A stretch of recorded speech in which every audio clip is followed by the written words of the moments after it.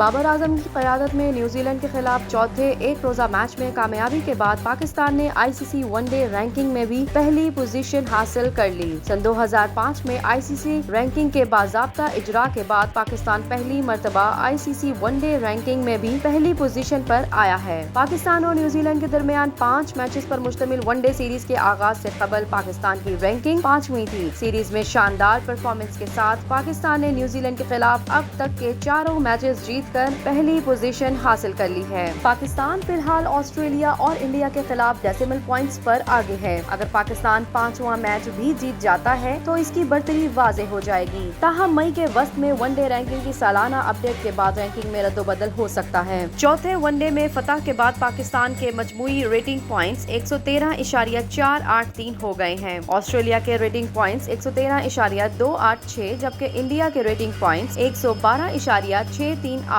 ہیں۔ ICC کی official one day ranking جنوری سن 2005 میں شروع ہوئی۔ رینکنگ کے بانی اعداد و شمار کے برطانوی ماہر ڈیوڈ کنڈیکس کے تیار کردہ فارمولے کو پچھلی تاریخوں میں بھی اپلائی کیا گیا تھا تاکہ ماضی میں ٹیموں کی پوزیشنز کا اندازہ لگایا جا سکے۔ اس فارمولے کو ماضی میں اپلائی کرتے ہوئے اگر دیکھا جائے تو پاکستان آخری مرتبہ اگست سن 1991 میں عمران خان کی قیادت میں پہلی پوزیشن پر رہا تھا۔ تاہم اس وقت ICC رینکنگ سسٹم کا آغاز نہیں ہوا تھا۔ رینکنگ کے اجرا کے بعد سے پاکستان کی بہترین پوزیشن تیسری رہی ہے۔ اس وقت پاکستان ٹیم اور اس کے کپتان بابر اعظم دونوں ICC ون ڈے رینکنگ میں پہلی پوزیشن پر ہیں، جو اپنے آپ میں خود سے ایک منفرد ریکارڈ ہے۔ آسٹریلیا اور انگلینڈ کی مضبوط ٹیموں سے ہوم سیریز ہارنے کے بعد بابر اعظم کی قیادت پر سوال اٹھائے جا رہے تھے، لیکن انہوں نے اپنی پرفارمنس سے جس طرح پاکستان ٹیم کو دوبارہ نمبر 1 پر پہنچایا وہ ان کی قائدانہ صلاحیتوں کا منہ بولتا ثبوت ہے۔